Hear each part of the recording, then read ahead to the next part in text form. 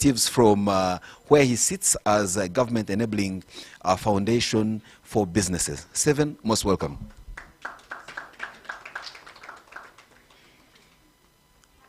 So Stephen here knows, and from his experience, that when a pandemic breaks out and you're in the tourism industry, for example, that's it. You not only just catch a flu, but you literally go down with a major cold. Mukuru Tadeo from KCCA, that's the Kampala City Traders Association. Tadeo Msoke Nagenda, I invite you to take your position. Clearly you're taller than Stephen, but I wanted to make sure that, and guess what? Stephen knew his position on the table, so he chose to abscond. Now, as Stephen prepares to join us on the panel, I will now take the privilege of standing at the podium so that I'm able to invite the panelists to come and share with us. Now,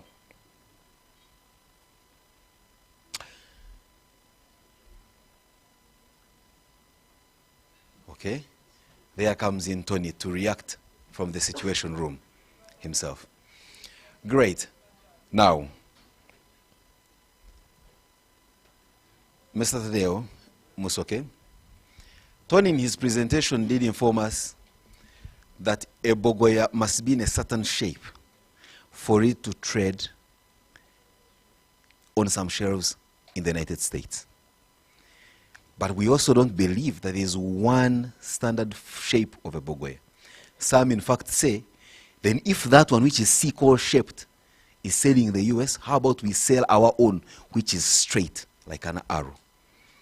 Now the question is, from where you stand as a business leader of a business community, many a times we tend to be conformists of situations and laws and issues set by others so that we are able to trade with them. Is there a point where our own circumstances guide us in being steadfast and even sometimes obstinate and angry and stubborn to say, for us, we will do things our way or no way? That is my first question to you, but that is not in any way to derail you from what you want to tell us first. Like the born-agains will tell you, and no offense to those who are so religious, they will tell you that Jesus is the answer, no matter the question. So for me, give us your presentation today, no matter my question. Thank you. Thank you, Simon, moderator. I clearly recall that you refused to call us an MC. Comrades, good morning. Protocol observed. Since I wasn't part of the team which invited, I may err when I follow protocol. My name is Musoke Thaddeus Nagenda, Chairman KCCA Uganda, a businessman from Mutembei to now a leader of KCCA. I'm so humbled to be part of the panel which is going to present this morning. For sure, Simon, your question is very tricky. But given the fact as a business leader, I'm going to try and see if my presentation can answer that first. Comrades, you find that as KCCA, before it was known to be the great organizers of strikes. So when I came into office, it was a very trying moment. Before I was the Secretary General of this association, and then one of my bosses died because of COVID. It was so a very trying moment. And then just after 1 week, I lost my mother because of COVID-19. So our businesses were locked, we were in lockdown, and we had to source for over 100 millions so that I pay the bills for my mother. So it was a very trying moment. And then the boss reported over 80 millions to clear the hospital bills. So you had to go around to look for money, to see where can I get the money, how can I source the money. So pandemics are very tricky. So that's why we teamed up with KCCA. We worked so closely with Dr. Kello. Minister of Health to see how can the private sector support all the initiative to control the spread of pandemics. So some of the people asked us, now you consider people you are enjoying COVID money, but even if you ask Dr. Okelo, you never got any coin. But we had to facilitate because the moment the private sector doesn't support government initiatives, you find we suffer more. Our business is closed. We incurred several losses. I was happy when my comrade was presenting Tony. We rushed even to Stanbic Bank. We had a presentation with Stanbic Bank. We told them, you know, we have several challenges. Our comrades cannot service the loans. Secondly, you find that even we are worried, the banks are going to auction our property. So that's how I'm happy with Stanbic Bank. They developed a very unique product where we have been billing out businessmen. Just a recommendation from Casita, and then you could access over a tune of 200 millions. And it has been working so well. And then I want to quote the integrity area. That's why we are coming in. We have lost some money from Mumbalala because the first client we gave the money disappeared. The second one from Ham Towers, the shop is closed. Can you imagine a facility where you can get money without security? So we are tightening our structures throughout the country to make sure that the right people with integrity can benefit from this initiative. So as the leaders of associations, we thought that these strikes don't solve problems. Can we be more innovative? So I think I'm benchmarking from your presentation. Can we be more innovative? Can we reposition ourselves? Can we make sure that we have more relevancy in our traders? So we're having a challenge with the perception, mind change, where the trader thinks that if Musoke can take avocado to buy and then phones on William Street, that's the end of the road. You will enjoy, you buy expensive cars. There is what they call kudugaze meza nowadays. And you think you're a very rich person. So when I came into office as Casita, we decided to make several partnerships to make sure our traders benefit from several initiatives, like for Stanbic Bank. We are members, again, partners with Private Sector Foundation and other organizations, now like KCCA, URA, and other government entities to make sure that how do we change the perception of Ugandan trader. And then we developed a strategy, diversification strategy. With this diversification strategy, you try with guidance from such associations. And then we had to form a special desk, a consultation desk, which can avail enough information to traders who feel like you need to diversify. And then we are promoting nowadays agribusiness. You can ask how can now Casita promote agribusiness? But it's profitable. Personally, I've developed now, I've diversified to the extent of schools. I'm investing now in hospitals. This week I'm watching one of my hospitals, medical centers in Mukono.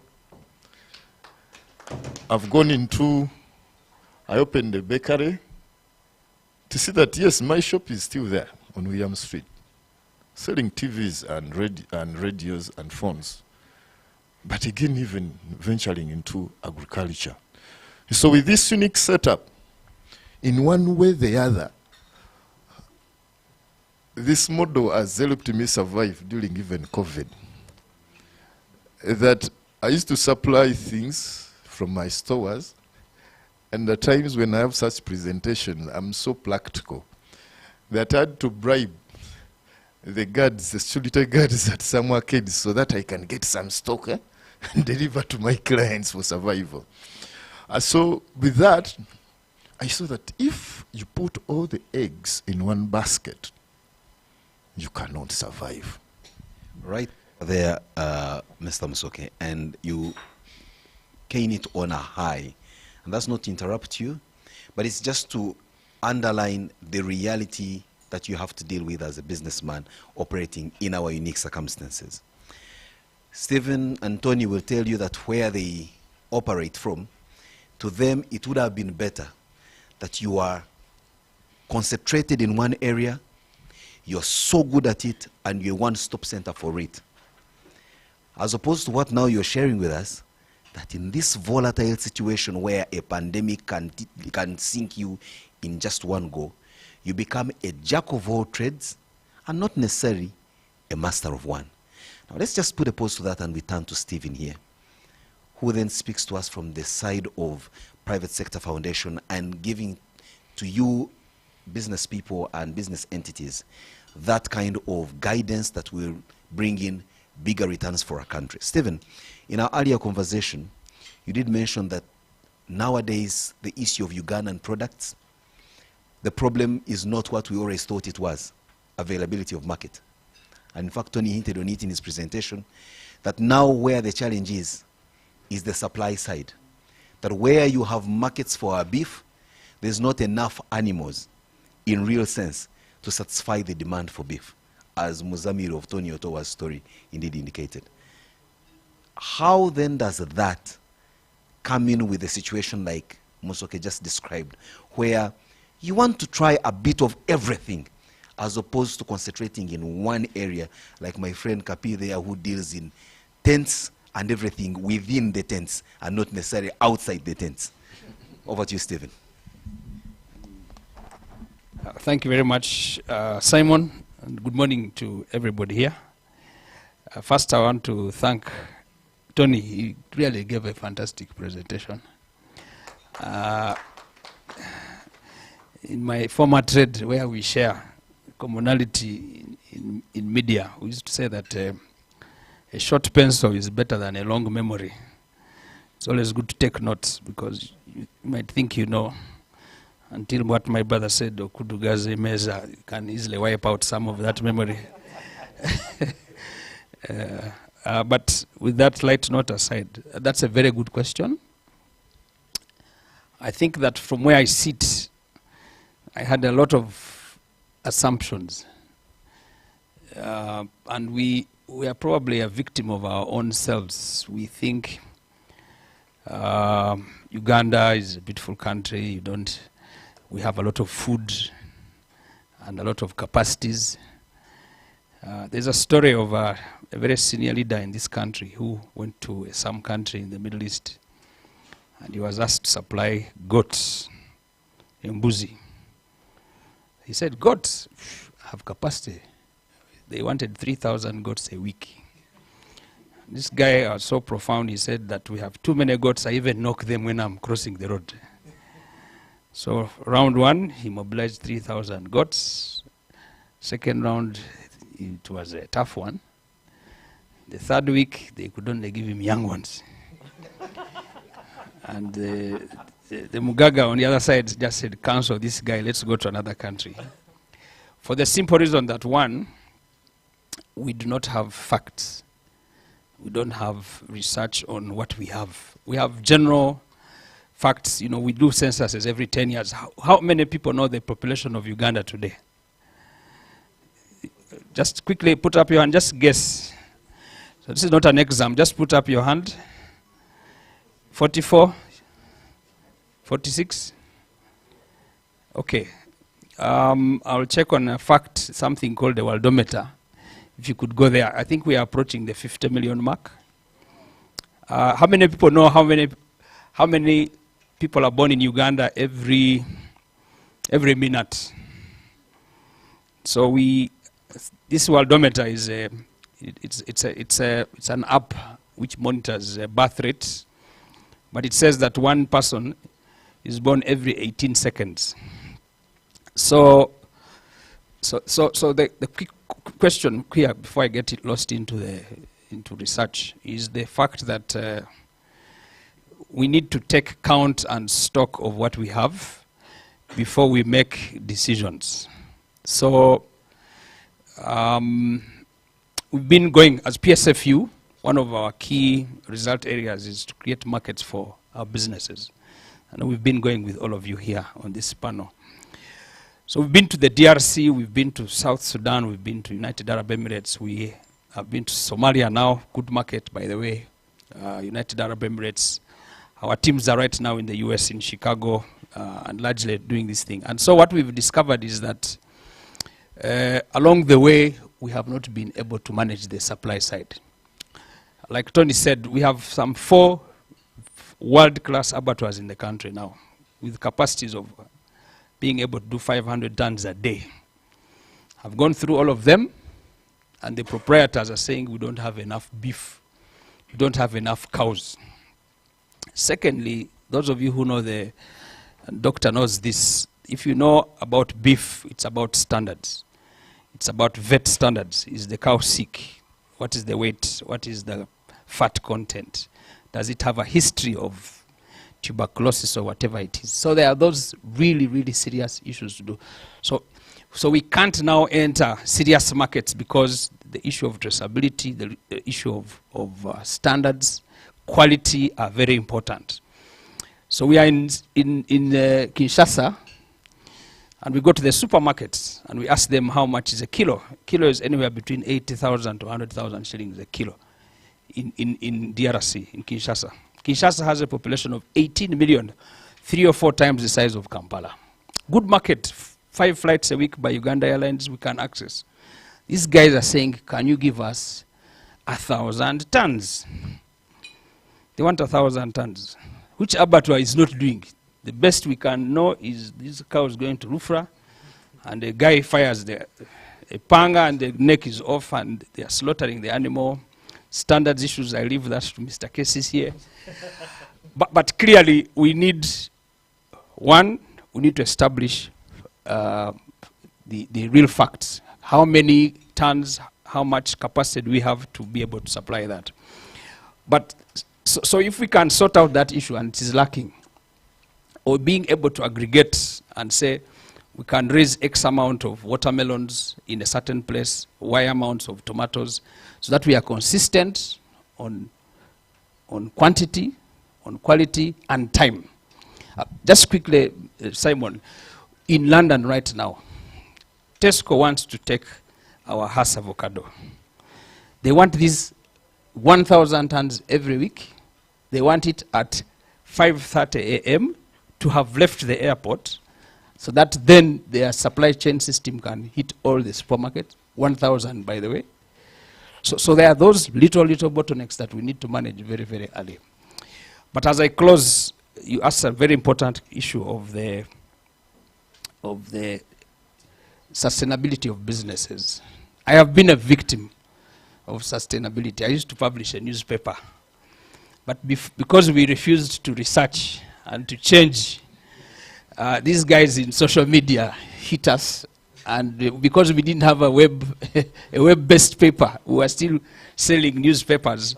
My business, which was in 6 countries, crashed, and it has never recovered again because I didn't change on time. So I'd like to advise, one, learn to be innovative.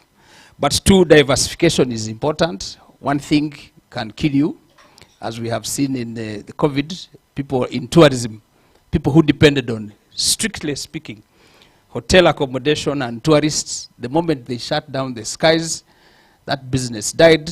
Now, what you are doing is very important, being able to diversify so that you have something to fall back to. Thank you. Thank you very much, Stephen. I think you really encapsulate what many people think. And you see, I'll also give you my personal experience before I call on Dr. Kello. During COVID, I listened to very many motivational speakers, and one of them said, until such a time when people are able to download food from their mobile appliances, the business of creating food is still very viable. So I also went out of my way and opened up a bakery. Stop right there until the war of Russia and Ukraine came, and the price of wheat showed me who's boss. Dr. Kello, when pandemics such as Ebola and COVID hit us,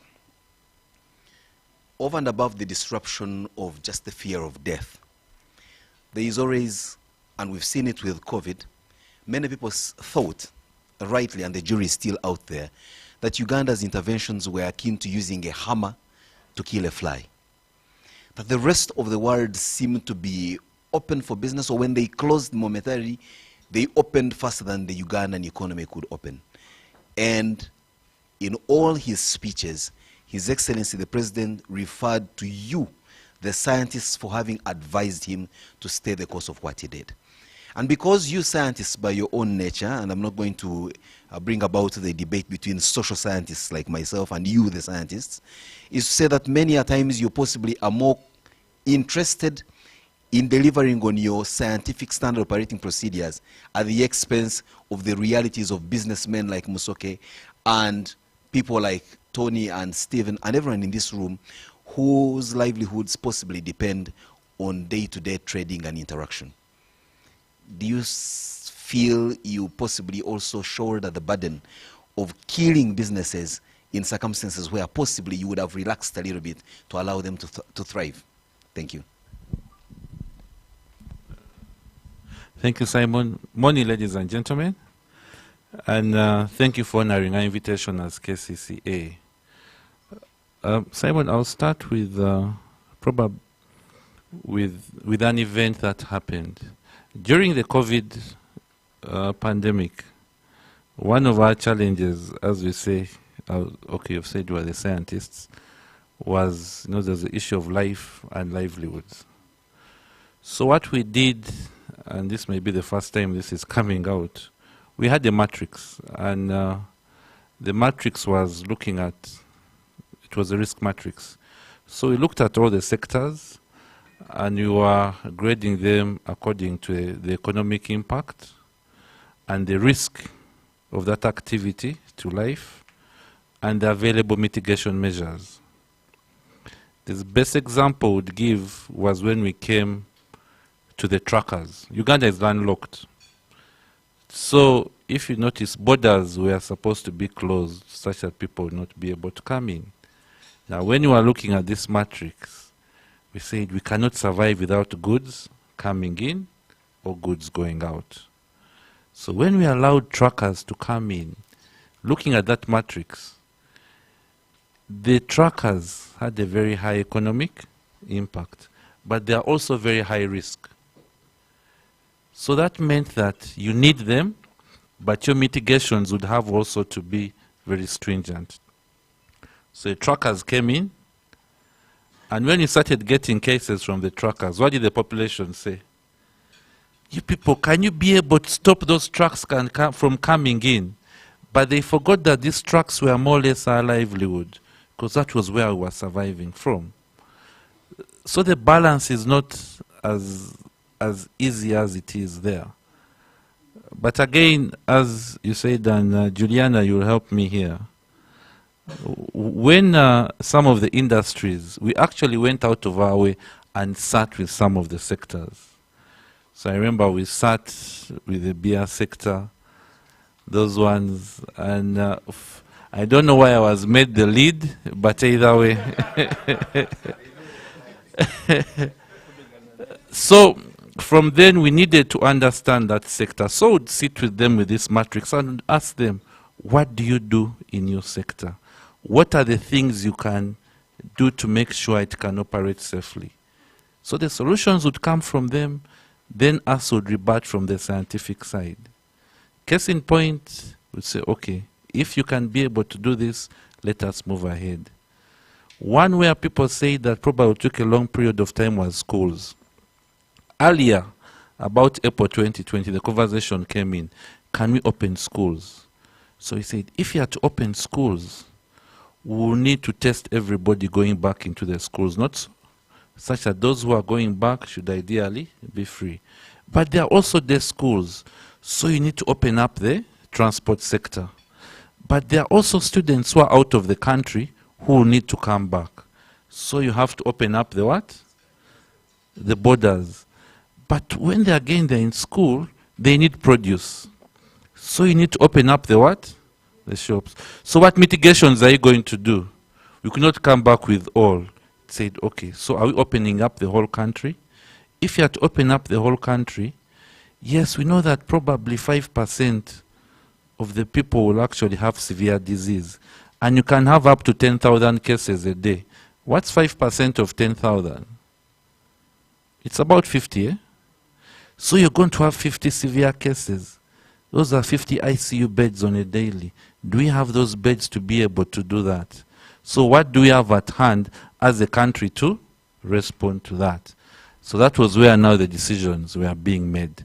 Now the opportunities, as you're saying, for business. When you had our first COVID case, one of the things we needed was sanitizer. I placed an order with Saraya. You know Saraya is in Kakira. And they told me, doctor, you're going to wait for 3 weeks. Because that was the only sanitizer manufacturing plant in the country. In a period of about 3 to 4 months, I think we had about 50. Why? Because we were able to convert all those manufacturing spirits. Spirits about what, 40%? Now what do we need? About 70%. So it was easy to convert to make sure we can be able to move in that direction. Now lastly, again, as you're saying, resilience. Resilience is the ability to recover pretty fast. What do you have in your company to recover pretty fast? One thing we noted in the businesses was it is easy for you to have a very big risk department focusing on how will I lose money. But businesses, organizations are made out of people. Eh? Nobody was thinking, how can I protect my people? Many were saying, I'm losing money, but how do I take care of my people? So each time we met the businesses, we're like, how do you take care of your people? When Ebola came, I called actually my friends in 2 sectors. I called a friend who was a CEO in a bank, and I told him, you know what? Your tellers behind the counter are dealing with people every day. Unknown risk profile. You don't know where they are coming from. What are you doing to be able to protect them? He said, we are giving them gloves to use for the money, to count the money. I said, no, you're actually spotting the virus everywhere. Why don't you just put sanitizer there? The next person I called was in the soft drinks. I said, but your company, you have a distributorship system. And I bet you're in Kasanda and Mubende. When you distribute and your trucks are coming back at the end of the day, what are you doing to the drivers who are actually coming here? Doctor, we haven't actually thought about that.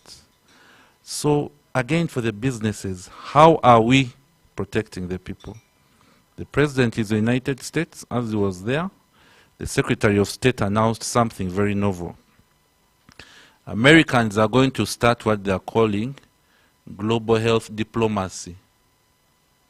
Right now they are looking at global health security. Now they are saying global health diplomacy. Why? Because they are realizing that pandemics by nature are also in quotes a security risk to both humans and businesses. As businesses in the urban space, and that is where the future epidemics are going to hold, how are we looking this as a risk and mitigating early such that we can build resilience? That's something we need to now put as part of our business process and generally the survival of the businesses. Thank you. Tremendous. Now that's Dr. Okello for you.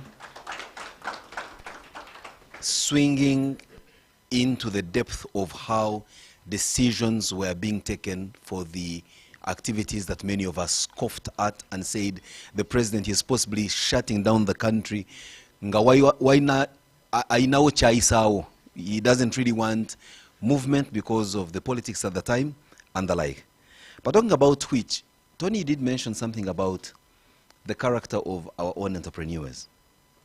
That in fact, when I am a small entrepreneur and my first deal goes platinum, rather than plow back the business money into the business to grow it, now I must show the world that I have arrived at the point of success.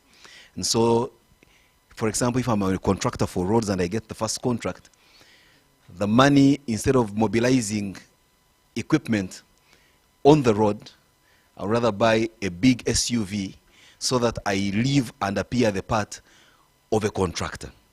And many a times that has hampered businesses. And now that we are here in this room, I can share with you something, because many of you, I see my friends here who may not necessarily have come to listen to what is being said here, but I have complaints to issue and share with KCCA, roads being one of them. The mayor of Nakawa is here. Your worship will welcome you. There is that road right above Nakawa Market that passes by Legends, which creates a gridlock. Now, friends, that road was given to a local entrepreneur to work on it in February last year. The contract was signed in February last year. By now, the construction of that road should have been completed. But even the culverts that were brought by that contractor have not been placed in the ground. So the road is a cattle kraal, to mention but the least. Now, we have over 288 million US dollars from the Africa Development Bank that is meant to kickstart a project we've called Kampala City Roads Rehabilitation Project that is going to have about 69.7 kilometers of roads. Now, in a city like Kampala, 69 kilometers is a very long stretch and many roads. Just an example, the Winton Road is less than 200 meters or thereabout. So when you talk about 69 kilometers, those are many roads. All these roads in 5 lots, the contracts have gone to foreign contractors, Chinese to be very specific. And when we announced these contracts, there was cry and hue. Why don't you bring our local businessmen and give them these contracts? And we give them the example of that contractor in Nakawa, who in fact, I think, there is some administrative sanctioning for them to lose that contract. Because it's been 2 years, and the population is making noise. Good enough, my friend Juliana is here from the brewery. I also may wish to make this announcement to you, that Old Port Bay Road, Spring Road, and Port Bay Road are part of that Kampala City Roads Rehabilitation Project. Just to create a mental image of what it will look like in the next 36 months, it will have 2 lanes on either side with an island of flowers in the middle.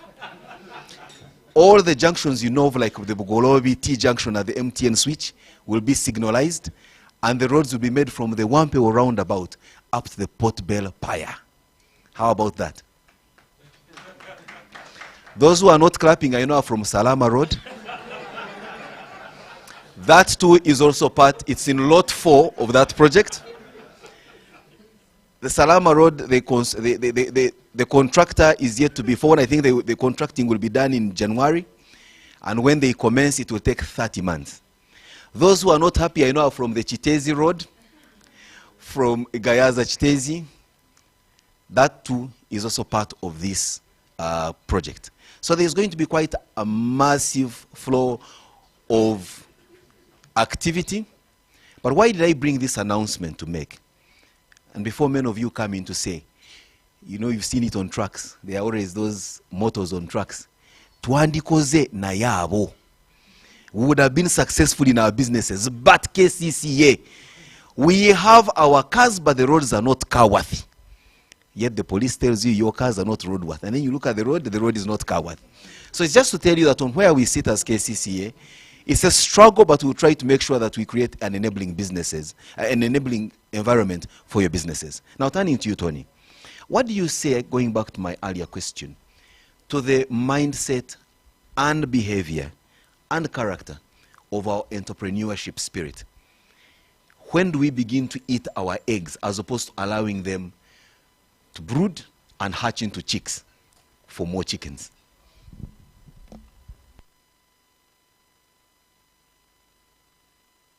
Simon, around, during COVID, there was one of those very famous videos, I think you all remember. If your money can't do what? Solve all your problems? Eat it. Well, a lot of people say, well, if we die, we die. You know, that's also another very interesting one. But I'll just answer this with a very interesting story.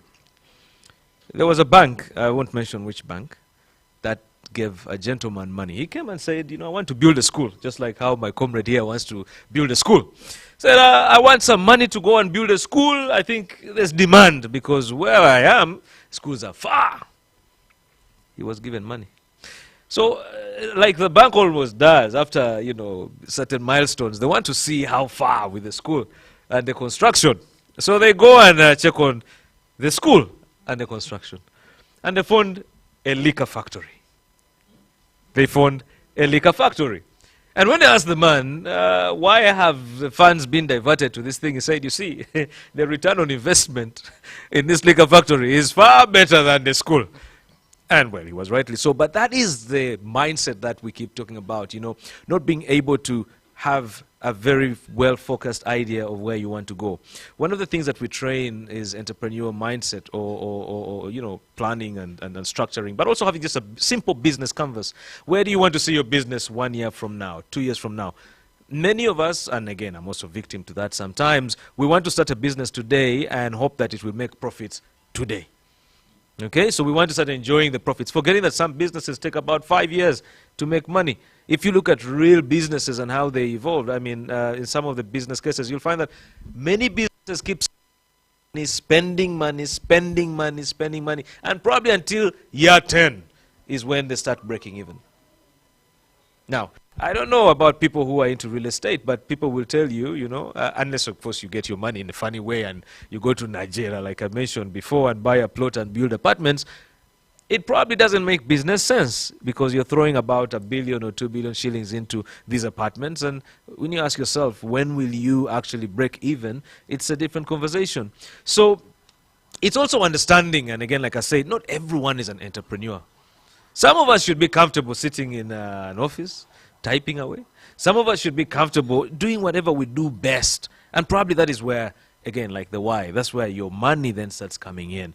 But what I think also is typical of Ugandans, the arrivism mentality. Huh? You hit a deal, 1, 2 deals, you want to get the latest car.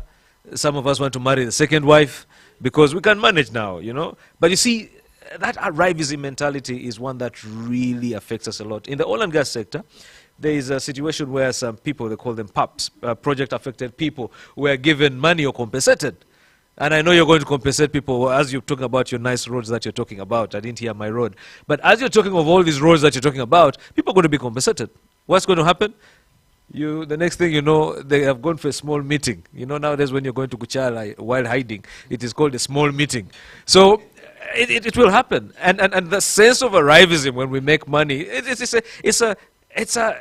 it's a human thing. We want to be seen as a different or at a different level. But that is also one of the biggest problems that we face. Thank you.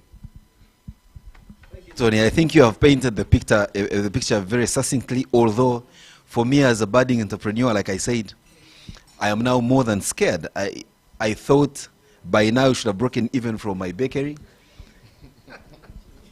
Every day people eat bread. But just the first year I opened up, the next January, Electricity Regulatory Authority increased tariffs. So I was hit from there. A sack of 50 kilograms of wheat at the time I began was 120,000 or thereabout. Now it's 185 from the outlet in Azam. Cooking oil increased maybe by 50,000. Using something called baker's fat, the cheapest at the time was 60,000. That very baker's fat is now 97,000. But the price of a loaf of bread then was 5,000. Today it has increased tremendously to 5,500. And people buy it grudgingly, complaining and cursing you. So I'm asking myself, should I proceed in this direction or also make a liquor factory? And then I've been telling myself the only reason why my bakery is surviving is because I don't eat bread. If I went into a liquor factory, I think I would become a depot myself. Like I said earlier on, when I look around the room, in my previous trade as a moderator of such events or even a talk show host in the media, I always believed that I had all the questions and therefore I didn't need to open up phone lines or open up, social media platforms for listeners and viewers to ask questions. I have since grown to the realization that I think I was only a good voice and a pretty face at the time, but I didn't have the questions. So let me carry the same humility here and recognize that I actually don't have any reasonably sensible questions to ask these eminent people on the panel, but look into the room and tap from your experiences as business people, as city dwellers, as leaders, because I see the town clerk of Kampala City Authority in the Central Division also here with us. I introduced the mayor of Nakawa and other leaders. You may have a question or a comment to make that will greatly improve the quality of our conversation. There are gentlemen and ladies with microphones in the crowd. Put up your hand. I'll be glad to pick your question, pick you, and you ask your question. The gentleman in red. Then we'll go to the one in blue. Hello, good morning. My name is Paul Moteke. I work with John Hopkins Center for Operations Program. And thanks to our panel. My comment is related to something but I'd like to hear a little bit more in this conversation of resilience. And this is what role does the insurance sector play in this conversation? Are we talking enough about it? This can swing both ways in terms of mental health insurance for communities or individuals. Maybe the doctor can say something about this. And then insurance policies at our business and our places.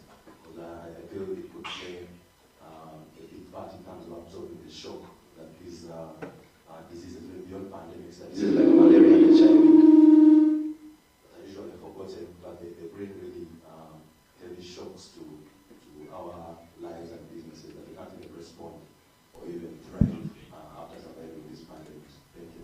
Thank you, John. There was a friend of ours from the insurance sector, Mr. Paul Kavuma from Jubilee Alliance. He shouldn't have left the same when a question was directed to him, but well, we'll see how to answer that. Yes, gentleman in blue.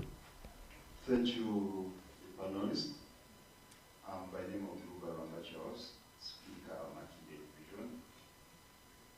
I picked an interest where I gave an example like Salama Road. So I couldn't move to the one with the environment around.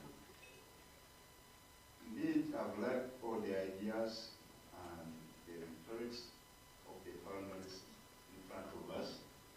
But I'm looking at that we are looking at the soft bit of the environment that we are dealing in. For example, when the director said, I gave an example where the fountain of fauna is at the moment, vis-a-vis the environment where we live in. You took a sample of Bubu that is built in Uganda and by Uganda. When you also gave an example of protecting the human as a resource. Indeed, when you look at in every sector, we find that human as a resource is neglected in one way or the other. You find that we are looking more of having a profit by putting aside a human as a resource. If I go back to Google, I can give you, if you look at all the offices, or even from the institution where I come from, let me say like KCCA, because now I'm a personnel from KCCA, I'm a speaker, you find that most of the resources, the furniture, the computers, are resourced by the foreigners. So when are we giving an opportunity to the inhabitants such that they can develop? I'm seeing the personnel from the private sector foundation. I'm seeing CACCA. When do we come in such that when we talk of something, they are put into practice such that we are improving and developing our environment? Then to the protecting the human as a resource, this is a broad perspective. When you are protecting a human as a resource, it starts from the prevailing laws.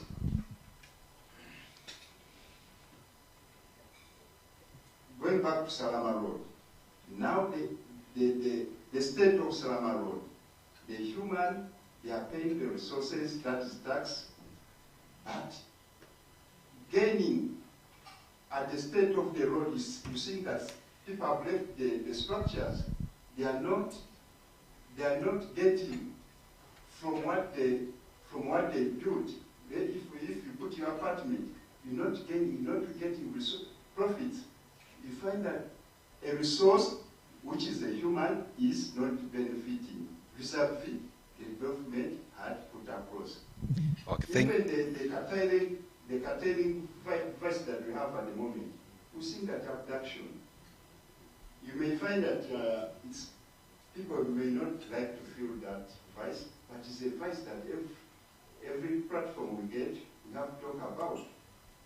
Abduction is becoming a norm of the day. And if we don't talk about abduction, we find that we are curtailing a resource which is a human. Thank you very much. Thank you very much, Mukulu Rwanga. I want to believe that your concerns will be answered, but very specifically, when you go back to your constituency in Machindye, tell them that they cry and hew over Salama Road. And that's going to be the sad reality, especially for the politicians, because then you won't have anything to blame for what next becomes your result, because the road will be made. There's a gentleman. Oh, okay. Thank you very much. Katawale Elieza, the Speaker of Kampala Central Division Council. First of all, I want to thank my brother John Katoa. I think the presentation was superb. As far as building resilience capacities, I think personally I've benefited, and my brother from Kasita was also giving us, I think, personal experiences. From what I've learned about capacity. As a politician in KCCA, I've also opened a fabrication workshop where we're also doing some skilling. We help the youth to do skilling, to learn fabrication skills. We also have the presidential skilling initiative where we're having young people being trained in various skills like bakery, metal fabrication, and others. So my question goes to the Director of KCCA.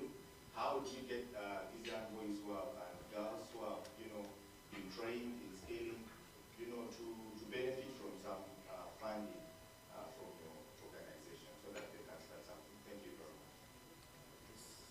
So those are now 3, if my mathematics is anything to go by. Let's take them in bundles of 5 so that they are handled as an omnibus. Yes, when it comes to the board, public relations, Kampala as a professor for a couple. Yes, we're looking for resiliency as in relation to having helping people economically surviving. It's very important. However, as our observation, KCC, as from my docket that I represent, still has a long way to go. So far good, but with a very long way to go. A planning authority, if we're having contagious diseases, infectious diseases, person to person, then the physical planning should really come out seriously. I don't see a reason why we should give education permit to building that has got over 500.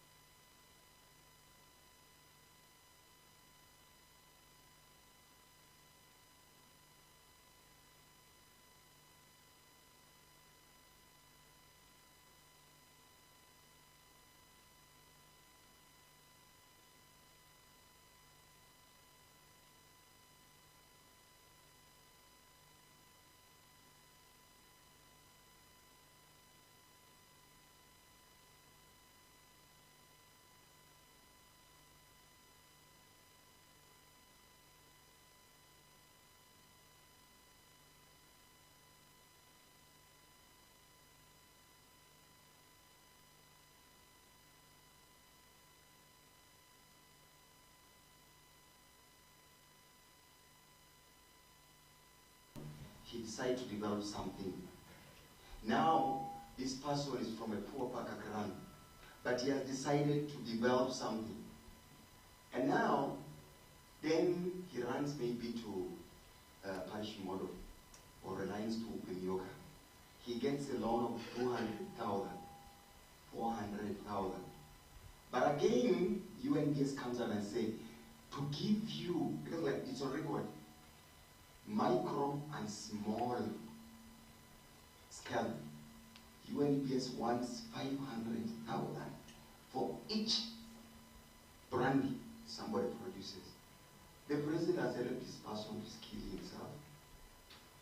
In Israel, they say, I don't know whether it's true, entrepreneurs are only 3% in the world. Some of us here are employed, but you may have a lot of money on your account. But still, you see, when you leave one job, you don't want to go in entrepreneur. You want to look for another job, but with a lot of money. And leaders are only 4%. I want to show before even they ask people certificates here or there, transcripts. And they say, now that means these entrepreneurs, there are certain kind of, So for the benefit of the ability of our panelists to answer your questions. Exactly, okay. So that one also we should really come in seriously. So in the interest of time, thank you very much. The mayor of Nakawa, and I close it because that will be the fifth comment. And since you are the mayor, please understand that you're in Central Division, so make your remarks or questions very short. Thank you. Thank you. I'll try to be resilient in the face of the strict restrictions you've imposed on me. I greet you all. My name is Paul Mugambe, the mayor of Nakawa. First, I would like to thank the organizers of this. It is really very important. I think we would have had it even before this. And I thank the presenters. It's been wonderful. And now, some issues have come up in the presentations. The issue of supply to meet the international demand has come out prominently. And it has always been a song. And this one is also followed by issue of standards. But my view, first of all, standards, even if you have enough supply, our products will not be taken. I think we need to emphasize, even if we have, what we have to supply is small, we need to emphasize the issue of standards. And these standards, we shall not have them unless, because for them they are only symptoms. Dr. Okero knows very well. The standards are very well laid down. Here in Kampala, if you have to slaughter an animal, if you have to do what.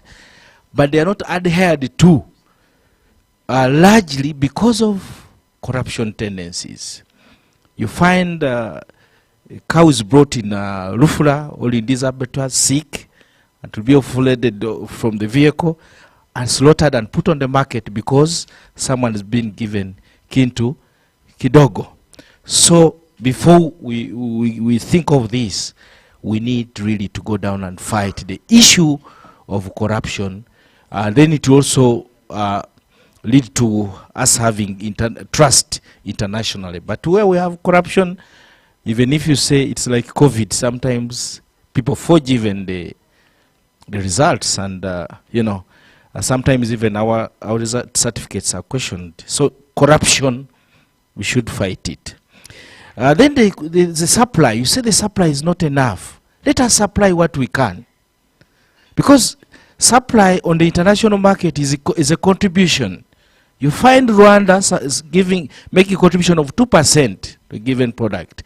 Uganda 3%. Another Brazil 30%. Let us try to look for market niches that we can be able to supply to, instead of saying if we can't supply 3,000 goats, then the whole thing is closed. Let us try to look for markets as we continue to grow as a country. Then lastly, goes to Dr. Okello. There's something which I observed during those tough times of COVID. You'd find someone tested in Kenya, and he has been declared COVID negative with a certificate. He gets to the Uganda border just from Kenya. Again, you subject the same person to COVID test. You remember that line of trucks that used to be at the border? I'm a businessman, I import. Sometimes our goods would take even a lot of time on the border, a lot of expenses, a lot of what, you know. And this is a small thing. As East African community, because pandemics are here to stay, it's a phenomenon. It's a phenomenon that we have to live with. The other day we were celebrating coming out of COVID, all of a sudden Ebola came back. So why don't we set standards, procedures that cut across so that business are not adversely affected? We are tested in Tanzania, we work together, let's just cross. You are tested in Kenya, just cross. But we, on top of COVID, we even make COVID worse ourselves, all these pandemics. So in the future, Dr. Okello, even because with pandemics, you plan before they come, 10 years ahead. Let us plan for a joint intervention as a region, not as Uganda. You test here, then on Uganda border, you test, then on Kenya border, you test, then on Congo border, you test, East Africa. Thank you very much. Thank you very much. I'm also told the Deputy RCC for the Central Region is in here. Thanks for your questions. Now I'm going to request that the panel of eminent personalities does a 1 minute to the tablet response to all of them. The beauty of asking long questions is that you get short, concise, and precise answers. Also, please be reminded as our audience that they are what we have termed as KCCA resilience commitment forms. It is more like signing on to a marriage certificate and saying, in sickness and in health, in good and bad times, I am going to stay the course no matter what until death do us part. So what commitment are you making for your own enterprise, for your own business, aware of the circumstances in which you operate? And guess what? This will be solemnized by KCCA and its partner UNICEF.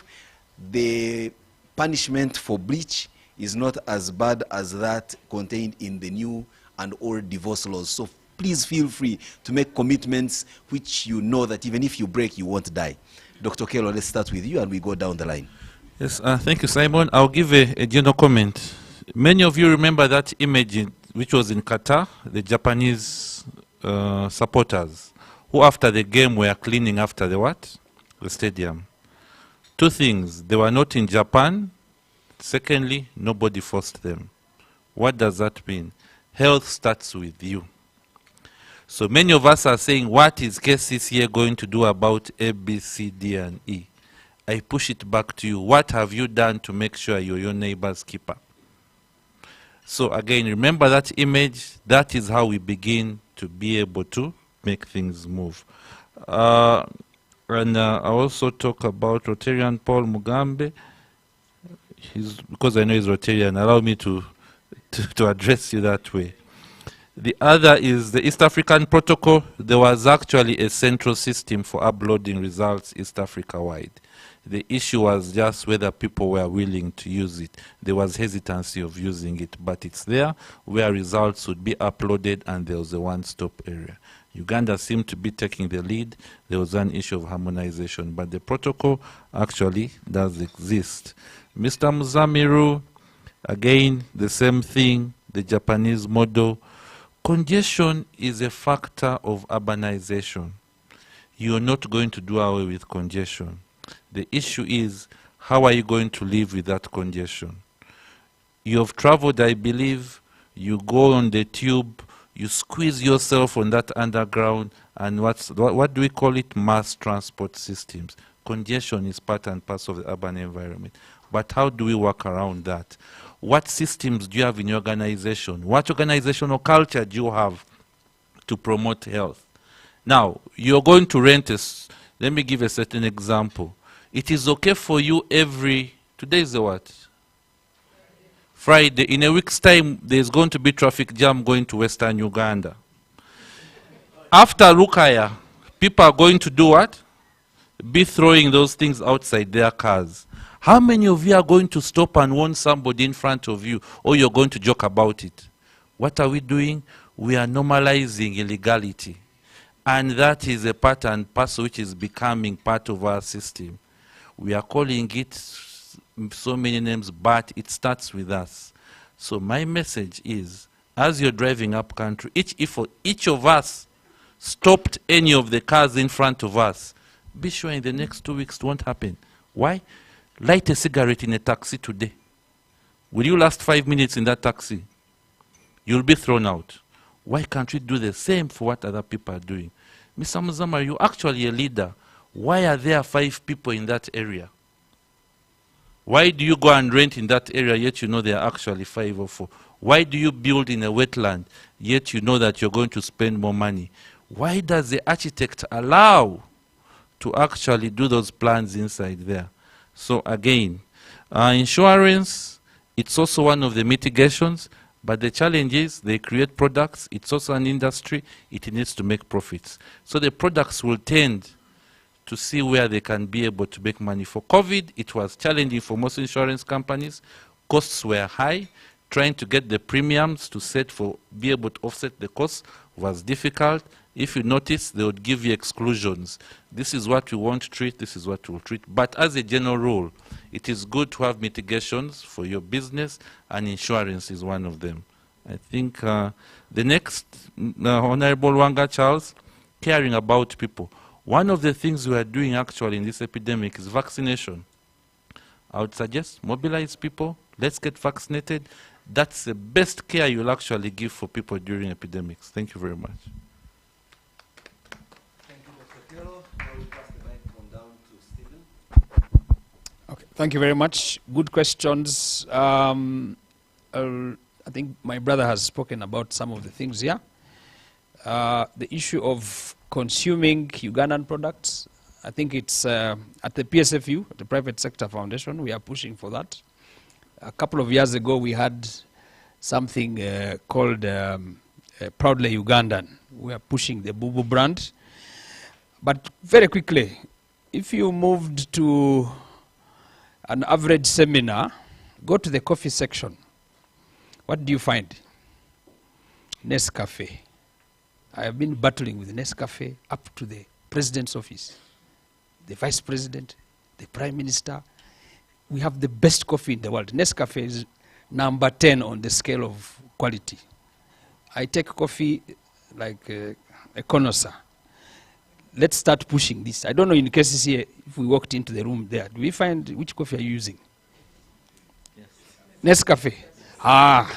We start with you. Can we push me in my office? You will never find anything which is not Ugandan unless we don't make it. And we can go now. So let's push the Ugandan brand. Even we have the best chocolate, by the way. We are scale A. We buy scale Z. This is Cadbury's you see in the shops. Be careful. That is the last grade.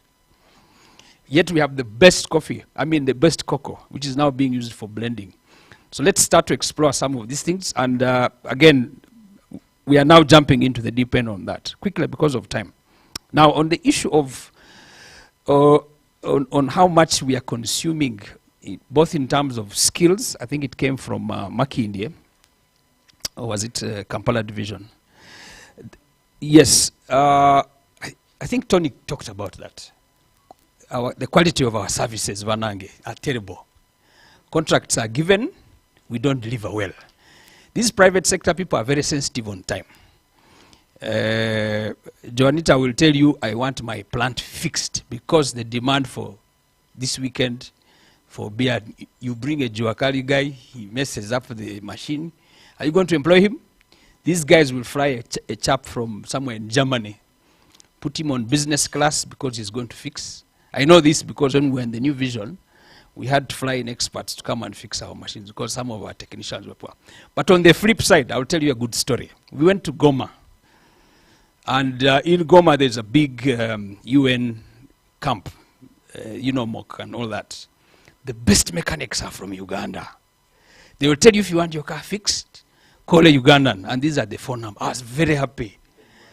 Even Rwanda, even Juba.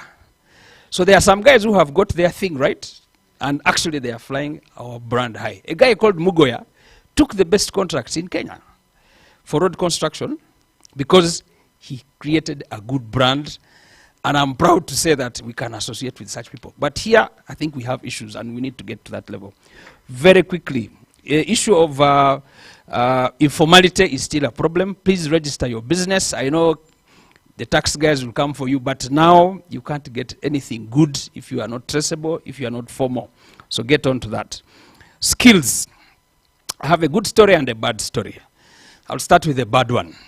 I have problems with plumbers, mechanics, even people who fix my hair. I haven't gone for a haircut because there's one guy who does my hair, because he does it well. So this element of traceability, quality, and being able to do that.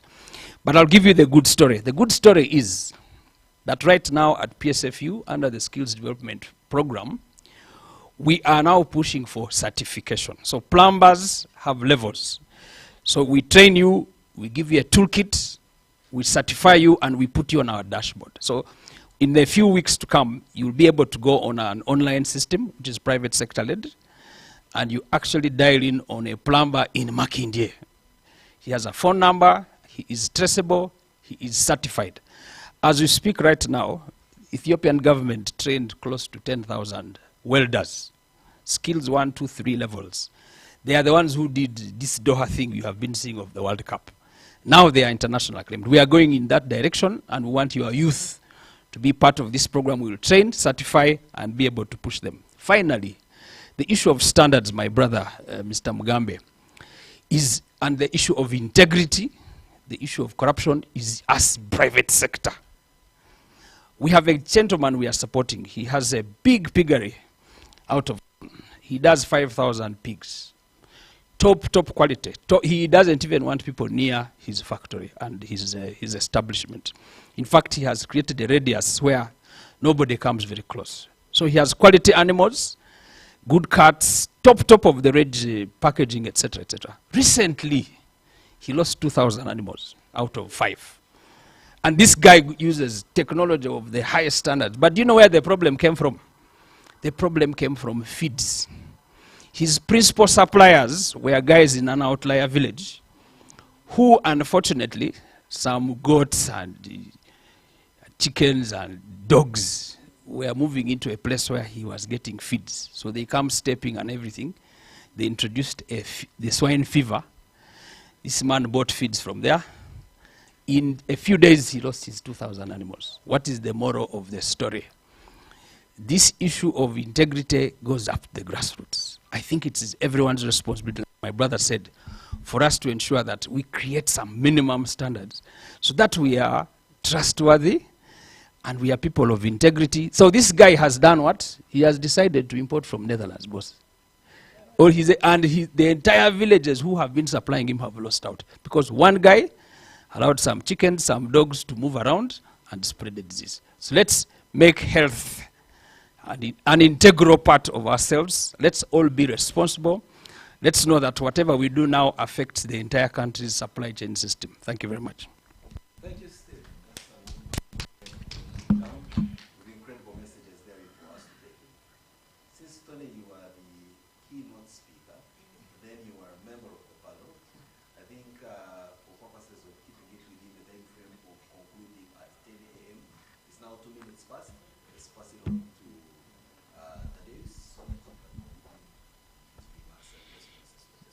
Okay, thank you, moderator. I think I don't have any direct question I'm going to address, but given the fact that we are talking to different categories of comrades in this team, in this meeting, I think my advice is that we guys in the business, we are in a very tricky situation whereby we are handling several challenges. It's like what Stephen said. Currently, even if you part with some money, like hello, my comrade, the carpenter, can you try to get for me some good chairs? That guy may disappear. And currently, insecurity is on rise. Reason? Many of our comrades, businesses collapsed because of several measures which were instituted to control the spread of COVID. Secondly, because of the restructuring, we advise the government that restructuring is a great brander. If you restructure the loan, it will be so hard to meet your obligation because beyond your capacity. Unfortunately, it was implemented. So most of our comrades are struggling. Most of the guys are even closing their shops. Business are seriously collapsing. So it's a very tricky situation. Why is it like that? We Ugandans, we don't save. In the way that the operation costs are so high, operation costs are so unbearable. So with the model which I'm trying to imply in my businesses, I try to utilize even all the wastes. My comrade tried to highlight the issue of go green. Going green is the way that when you use solar, you save the bills of electricity. We are happy nowadays that the government has intervened. We have been crying, and even we made the recommendation to the president that even just access to Umeme, it was costing 800. It was too much. But with the new development, now even with 200,000, you can be connected. By the way, that was a great intervention. But solar, even the Yaka, the speed at Yaka which is consumed, solar, you reduce on the operation costs. Now, personally, I'm investing into biogas. Reason, I've been using over 10 millions just to buy firewood. So why I cherish diversification, I discovered during, I have 3 schools. So the food, the rest of us, was just being poured away. So I decided also to rear pigs. So the pigs, I'm going to get the waste, the cows, and get fire, and get biogas. So in that way, I'm reducing my cost of what? Operation. So do you know what? When I was at one of my schools, I'm sorry, let me mention one, Mpoma Royal College, I saw trucks bringing breads. I said, breads also I think is a business. So my bakery doesn't supply other shops, but I supply all my 3 schools. And now my canteen at the hospital. So diversification, what I'm applying is horizontal diversification. You are almost in the same line, supporting. Now the hospital, which I'm going to open this week, I'm closing all the sick bays at my hospitals, at my schools. So the hospital is going to handle that. So in the way, we need to be so strategic. That's what the information we are transferring to the business community. Otherwise, if we want to build the capacity of Uganda business community, we are donating the economy to foreigners. So we are playing a very vital role with our comrades, the Private Sector Foundation. Before, we never participated in policy formation, the budgeting, and now we make great contribution and advices to the government. So I think the challenge was that we, the private sector, we are cowardizing, but we need to be strong because we support the economy of this country, we support government officials. Simon, I think your side comes from us. We pay taxes. So, and by the way, even we are changing the mindset of traders and URA. That's why most of the engagements we move with URA, because we are supposed to meet our obligations as Ugandans. We are supposed to pay taxes. When you event taxes, I tell traders, URA is very aggressive with enforcement. They will get you penalties, they will kick you out of business. We as associations, we have an upper hand of negotiating for better tax policies, fair taxes, but when the private sector, we are strong. Lastly, we are using all avenues to push for fair representation on all government structures as the private sector. If the integration, East African integration, is private sector led, why can't the private sector have a representative on that parliament? all whatever Mr.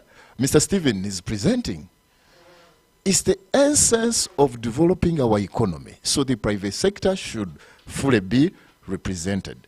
Secondly, we request the government, let it invest heavily in facilitating the private sector.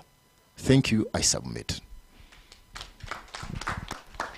So you'll agree that Thaddeus is not a man you want to tell or share about your own business.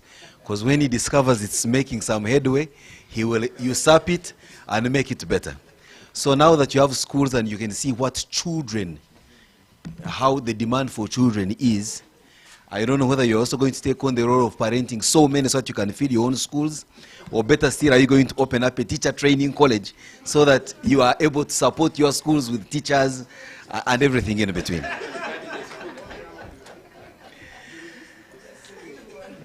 So, that said,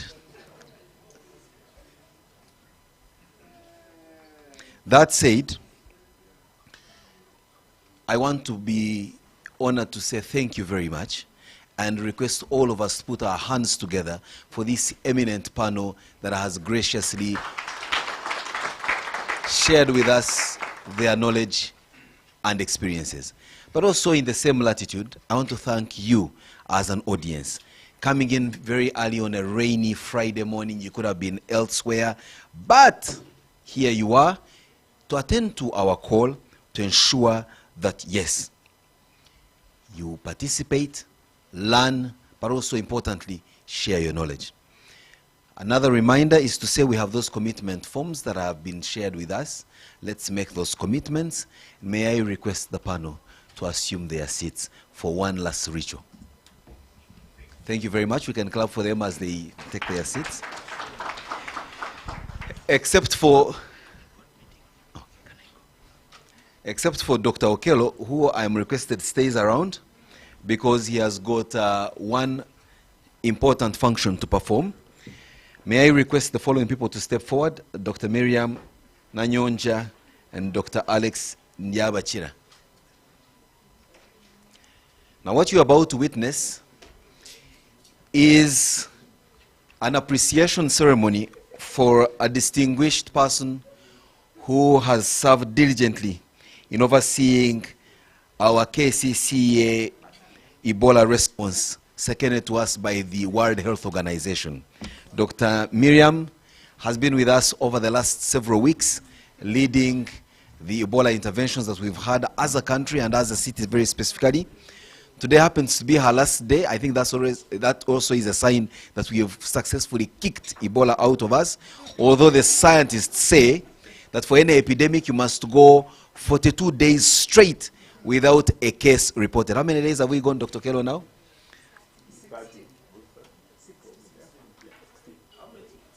6. As a city? 30. So 12 days to go to say Kampala, no Ebola whatsoever. So just make sure none of you really takes us back. So yes, Dr. Nyabachira, I think I'll hand over to you and ask you to lead the ceremony that's going to follow, which is cake cutting and the distribution of this cake. From myself as your moderator for today's panel, it's been a great experience. Good morning and stay blessed. Thank you, Simon, a man of a few words. My name is Dr. Alex Ndiabachira. I've, for the past few days, been the incident commander for the city EVD response. I take this opportunity to thank everyone who is here for your efforts, both international and national. We would never have done this alone. But in a special way, Dr. Miriam, you came in as a technical expert. Dr. Miriam heads the World Health Organization Africa region, and she happens to head the emergencies across the entire sub-Saharan Africa, East Africa, Central Africa, Southern Africa. And she's Ugandan. She sits in Nairobi. So when this emergency hit us, she was deployed here to oversee the operations, what we are doing, and what the partners were doing, and coordinating partners, and looking for resources for us. So that's not the most important thing. the most important thing is that Dr. Miriam came in as a mother for me and our team. We look at you as that, and we'll always look at you as that. Forget the technical competencies and other things. Responding to an epidemic is the most stressing thing. So the team led by Dr. Okero is very thankful. Do not take this as the equivalent, our love. Our love is much bigger than what we present to you here. And I will request you and Dr. Okero and Dr. Msoke, who is going to stay. She's not leaving us as an orphan. Dr. Msoke, please step forward. You help us cut this cake and assist Miriam to share it with us. I'm sure it's not the last supper because you're Ugandan, you always be part of us. Dorothy and Macklin, please assist the team to cut the cake. You go down and...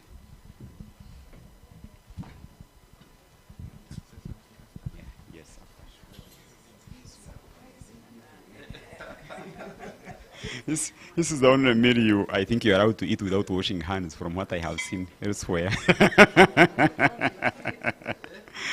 I'm counting up to 0, 1. Oh, let me start from 3. 3, 2, 1, 0. Thank you. Please dissect the cake. I'm going to allow Dr. Okero to say a few words, and I don't know whether Miriam wants to say something before she leaves. Just allow me to pass it straight to Dr. Miriam. Let us say a few words, then we can be able to close. Yeah. Good morning, ladies and gentlemen. As introduced, I'm Dr. Miriam Nanyunja, and I work with the Regional Office for the World Health Organization, leading emergency response, and I'm based in Nairobi. As a Ugandan, I found it very important for me to come and support my country. And I worked with KCCA down to the ground. When there was a case in Kawempe, I would be there. When there's a case in Makindye, I would be there. I have seen some of the people that I have met in the different divisions. But we wanted to try and see that we control this outbreak quickly to avoid a big impact on the country economy that was already coming out of a big struggle from COVID. And I have been very impressed by the discussions here, the understanding about the impact of epidemics to the economy. And I think that one of the things that I would like to encourage the public sector is to be very involved in this epidemic response.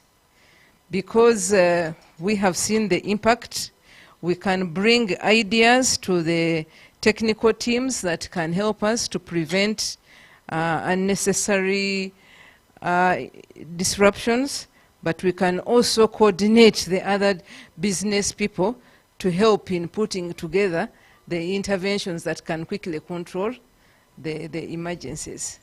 I would like to thank the KCCA team for all the effort. It was a tough one. At one time, they were being called the team no sleep.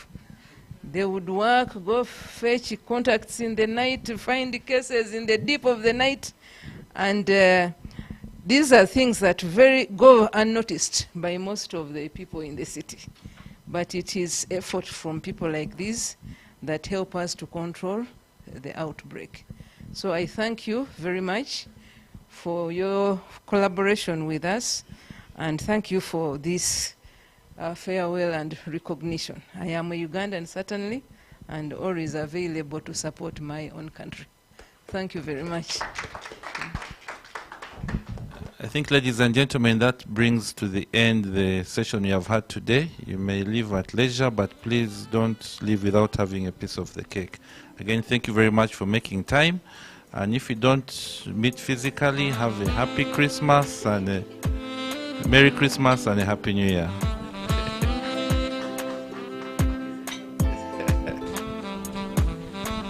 Are there any administrative announcements?